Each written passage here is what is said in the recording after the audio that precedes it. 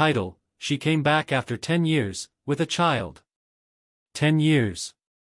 That's how long it had been since I saw her.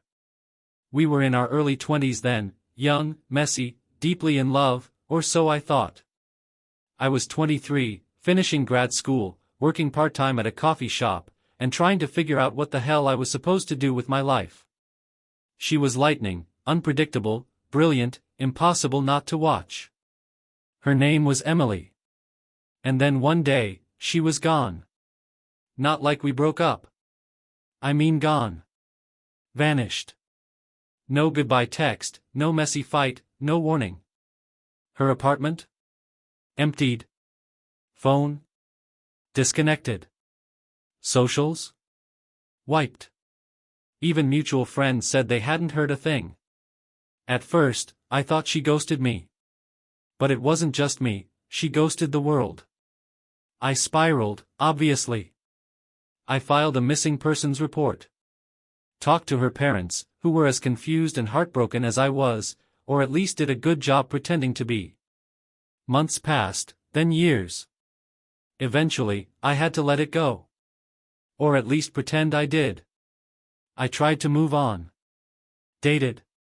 Even got engaged once, but that fell apart for reasons I won't get into. Emily was always a ghost in the background, like a song I couldn't quite get out of my head. Until last week. It was a Thursday. I remember because I'd just gotten home from a terrible meeting, and my phone had died in the car. I was unlocking the door when I saw her. Standing on my porch. Holding the hand of a little girl. For a second, my brain refused to compute what I was looking at. Like when you see someone from a dream and can't tell if it's real. She looked older. Not old, just older. Softer around the eyes. Same dark hair, now pulled into a low bun. A faded green coat. The kid was probably 8 or 9, dark curly hair, a shy expression, a notebook clutched to her chest. "Hi," she said. My keys hit the floor. I didn't say anything. Couldn't. My mouth literally stopped working. My brain just kept repeating what the hell. "Can we come in?" she asked, calm like she'd just come back from a walk, not dropped out of my life for a decade. And I, idiot that I am, opened the door and let them in.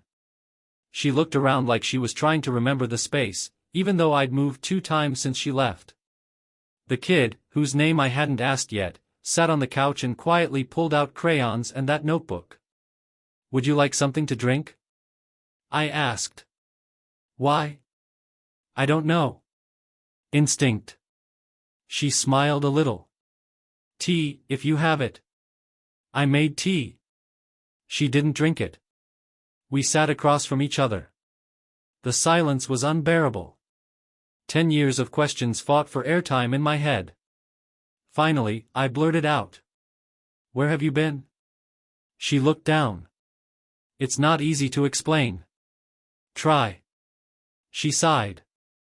"I had to leave. It wasn't safe. For me, for you." "Not safe?" I repeated, practically laughing.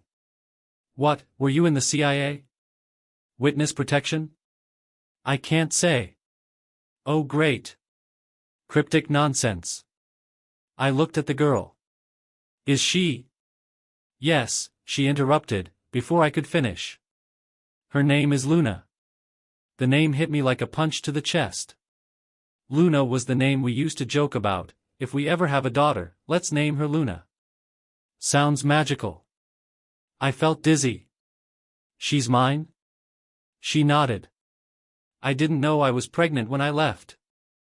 I found out a few weeks later. And by then, I couldn't go back." "Couldn't? Or wouldn't?" She didn't answer that. I needed air. I stepped outside and leaned against the porch railing, heart pounding. I could hear Luna humming softly through the screen door, like she wasn't appending my entire life. What the hell was happening? 10 years. 10 years. No calls. No letters. And now she's back with a kid who might, probably, be mine? She joined me a minute later. stood next to me like it was normal. Like this was just another Thursday. "Why now?" I asked. She looked off into the trees.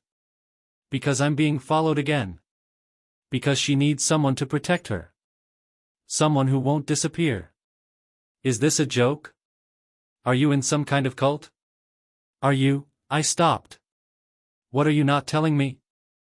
Again, no answer. She handed me a small envelope.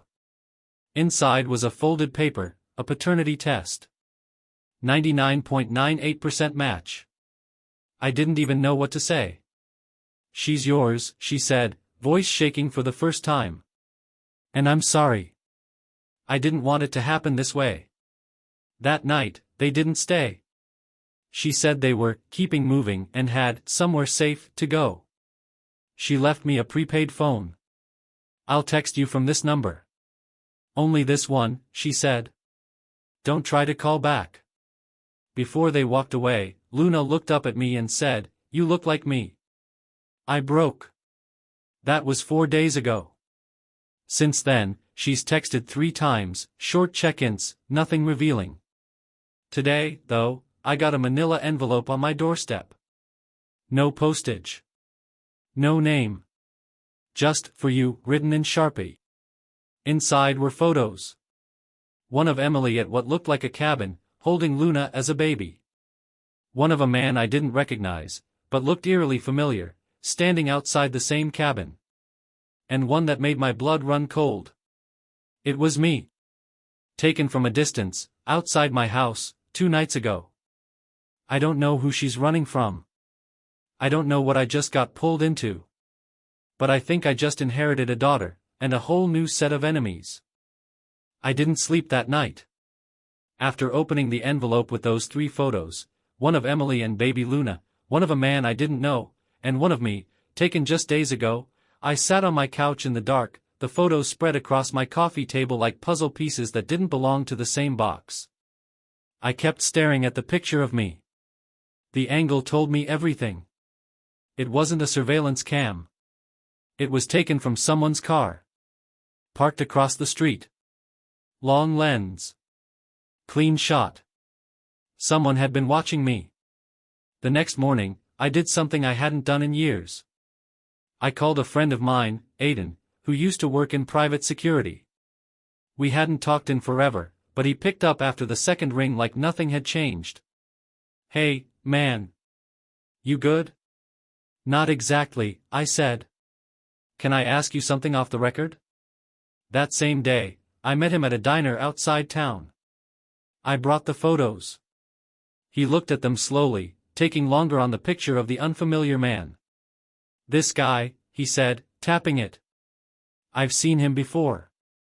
My heart skipped. "Where?" "I'm not sure," he replied. "But this isn't just some random. That jacket, that's military issue. Not current gen, something like Eastern European or retrofitted. Look at the insignia patch. I hadn't even noticed it. On the sleeve was a faint outline of a symbol, almost worn off." He squinted. "You said this came with no note?" I nodded. "Just left on my porch." "You're in the middle of something bigger, dude. Way bigger." Later that day, Emily texted from the prepaid phone. "Did you get the envelope?" I replied immediately. "Yes." "What the hell is going on?" Her response took 10 minutes. "I'll explain. Meet me tomorrow. Same park as last time. 7 p.m. Last time? What? I didn't remember ever meeting her in a park, maybe she meant something else. I said okay anyway. I didn't sleep that night either. The next evening, I showed up at the park. It was a quiet spot, barely lit. Emily was already there, sitting on a bench, Luna beside her, sketching something in her notebook. I approached slowly. My nerves were frayed. She smiled softly. "You came. You gave me no choice." Luna looked up and gave a tiny wave. Then, as if sensing the tension, she got up and wandered toward the playground. Emily watched her go with the eyes of someone who had learned to be afraid of everything. "I'm going to try to explain," she said. "But I need you to listen all the way through. No interruptions." "Fine." She took a deep breath. "I didn't leave because I wanted to. I was taken." I froze. "Taken?" I echoed. "Not kidnapped, not exactly. Recruited, more like. Approached by a group that called itself a research initiative. They told me they'd been tracking people with certain neurological signatures. Thought I was one." I gave her a look. "Like X-Men?" She almost smiled. "More like emotional imprinting. They were studying how certain people bond, emotionally, psychically, even biologically. How connections form and break. How memory plays into love. This sounds—" "I know how it sounds," she cut in. "I didn't believe it either. Until they showed me the tech. Brain scans. Data. They could see patterns I didn't even know were there." "And you joined them?" "I didn't have a choice. They said if I refused, they'd involve my family." "You—" "So I went underground." I sat back. "So you faked your own disappearance to join a secret emotional research cult?" "They're not a cult. They're funded. Government adjacent, I think. The man in the photo, his name is Vasco. He wasn't just my handler. He was something more. He was there when Luna was born." My mouth went dry. "Wait. Is he?" "No," she said, quickly. "Luna is yours. I made sure. The test proves it." "Then why is he in your photos?" "Because he didn't trust me. He thought I'd try to run." He was right. The playground creaked. Luna was now perched on a swing, drawing furiously. They let me raise her in secret for a while. Said I was a perfect subject for the long-term bonding study. But when she started showing signs. Signs? Emily looked at me, terrified. She remembers things that never happened. She can draw places she's never seen. She spoke in full sentences before she turned 2. They called it empathic acceleration. They think she's the key to something bigger. Jesus. That's when I ran. We've been moving every 6 months. Off-grid. Changing names. And now you came back to me. I had nowhere else to go." She leaned closer, voice shaking. "They know where I am. That picture of you, it's a warning. They're telling me I'm not safe. You're not safe. And Luna definitely isn't." I looked over at the girl on the swing. Her hair caught the light. She was staring at me. Not the way a kid stares at a stranger. But like she already knew me. Like she recognized me. Emily reached into her bag and handed me Luna's notebook. I flipped through it. Pages and pages of the same thing, drawn over and over in crayon, our house. The inside. The outside. The park we were standing in. Even me, sitting alone in my kitchen, from an angle no child could have seen. "She's never been here before," Emily whispered. "Not once." I looked at the last page. It was a drawing of 3 people holding hands, Emily, me, and Luna. But behind us, in the sky, was a black shape. Like an eye. Watching. We heard it at the same time, tires on gravel. A dark SUV had pulled into the parking lot. No headlights. Emily went rigid. "That's them." She grabbed Luna. "Run. We have to go. Now." I grabbed the notebook, shoved it into my coat, and sprinted after them toward the woods behind the park. We didn't stop running until we were deep in the trees. Luna wasn't even winded. Emily pressed herself against a tree, listening. Then she turned to me. "We need to split up. I'll draw them away." "No. Take Luna to your brother's cabin. The one by the lake." I remember where it is. They don't know about it. Not yet. What about you? She hesitated. I'll find you. Then, without another word, she kissed Luna on the forehead and disappeared into the dark. I don't know where she is now. Luna and I made it to the cabin. She hasn't said a word since we got here. Just keeps drawing. Today she showed me a new page. It's a picture of me. And I'm lying on the ground. Eyes closed. And the black eye is right above me. We've been at the cabin for 4 days. No phone signal. No internet. Just me, a 5-year-old girl who might be psychic, and the sound of water slapping the dock. I keep checking the driveway like I expect Emily to walk up it at any moment. But she's not coming. Not yet. Maybe not ever. Luna hasn't said a word since we got here. The first day, she didn't even eat. Just sat by the window and drew. Her hands never stopped moving. Page after page. I tried not to look at the drawings too closely, but the edges of some showed things I recognized. Our apartment. My car. Emily's old necklace. Then others I didn't recognize at all, gray rooms, flickering lights, people with no eyes. I caught one glimpse of a page that showed a row of beds. Small ones.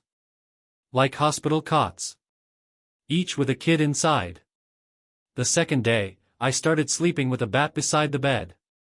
On the third morning, I finally asked her, Luna, do you know where your mom is? She blinked up at me. She's hiding. From who? The ones in the black coats. My heart skipped. How do you know that? She shrugged. They don't like when you remember. That was all she said. Then went back to her drawings. I started noticing changes in her behavior.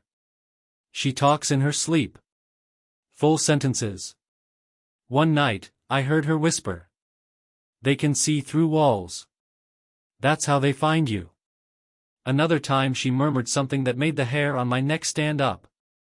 Dad doesn't die here. It was the first time she called me Dad. That same day, I opened her notebook while she was napping. It felt wrong, like invading her privacy, but I had to know what was happening inside her head. Most of the drawings were what I expected, surreal scenes, strange symbols, people she couldn't possibly know. But one page had something else. A code. Numbers. Letters. A string of characters that looked like a password. Next to it, in crayon, was written. For Dad. If it's bad. I copied the string into my phone, not knowing what to do with it. But it felt important. That night, I dreamed of Emily. She was screaming, but her mouth wasn't moving. This morning, someone knocked on the door. I froze. Luna calmly walked to the window, peeked out, and said, "Not them." I opened the door slowly. It was Aiden. He looked like hell, stubble, dirt-stained jeans, eyes wild. "Dude," he said, pushing past me. "You have to come with me. Now." "What? Why? How'd you find me? You think I didn't write that address down 10 years ago when you mentioned this cabin? You said you'd never bring a girl here unless she was the one. Guess what? I saw the envelope you gave me. I did some digging." He pulled out a USB drive. "There's something you need to see." We drove an hour to a nearby town and found a motel with a working Wi-Fi connection. Aiden pulled out his laptop, popped in the drive, and opened a folder titled Project Halcyon. "Where the hell did you get this?" "I know a guy who used to do data recovery for a defense contractor." We traced the symbol on that dude's jacket from the photo. "It's not Russian. It's not Chinese. It's something else." The folder contained hundreds of PDFs, images, and internal memos, all referencing a program called Halcyon. Key phrases popped out. Emotion harvesting. Generational imprint protocols. Test subject pairing with memory catalysts. Child predictive drawing models exceed expectations. My stomach turned. One file was a list of approved male anchors. My name was on it. They knew about you, Aiden said. From the beginning. Emily didn't just vanish. She was reassigned. I felt like I was going to throw up. Another file was a long series of video logs, most corrupted or encrypted, but one worked. It showed Emily, sitting in a white room, hooked up to wires. She looked straight at the camera. His name is Thomas. He's the only one I trust. If you're watching this, something went wrong. Tell him Luna needs him. They'll try to erase her. A technician's voice came through off camera. End transmission. The file cut. I sat back, hands shaking. This isn't real. This can't be real. Aiden nodded slowly. It's as real as it gets. And your daughter? She's part of it. Probably the most valuable asset they've ever produced. Asset? She's a kid. Not to them. We left the motel in silence. When we got back to the cabin, Luna was gone. Panic doesn't describe what I felt. I ran through the trees, shouting her name. Aiden combed the shoreline. It took us 20 minutes to find her. She was standing at the end of the dock. Just staring at the lake. When I reached her, she didn't look at me. She just whispered, "They're coming." That night, I barricaded the cabin doors. Aiden kept watch with his old rifle. I sat beside Luna, who finally broke her silence. "They're going to take me soon." "No, they're not." She shook her head. "They already did." "What do you mean?" She touched her forehead. "I've been there. I remember you from there too." I froze. "From where?" Her eyes met mine. "You came to see me once. You asked if I could hear her. I said yes. You cried. I'd never done that. Not that I remembered." She fell asleep soon after. I opened her notebook again. The last page wasn't a drawing. It was a message, written in shaky but readable cursive. "If I forget, tell me about the beach. If they find you, don't trust the mirror. If she comes back, ask her the question she never answered." Below that, in block letters, was the password from before. This morning, the cabin's generator shut off. The power was out. No phones. No backup. Then a low hum filled the air. Not mechanical, almost biological. Like something breathing beneath the trees. Luna stood at the window and said, "They're here. I'm posting this with what little signal I have left using a hotspot Aiden rigged to a dish. I don't know how long it'll last. If you're reading this, if anyone is, know this. They aren't just watching. They're learning. And Luna, she might be the only thing keeping them out. Or the thing that lets them in."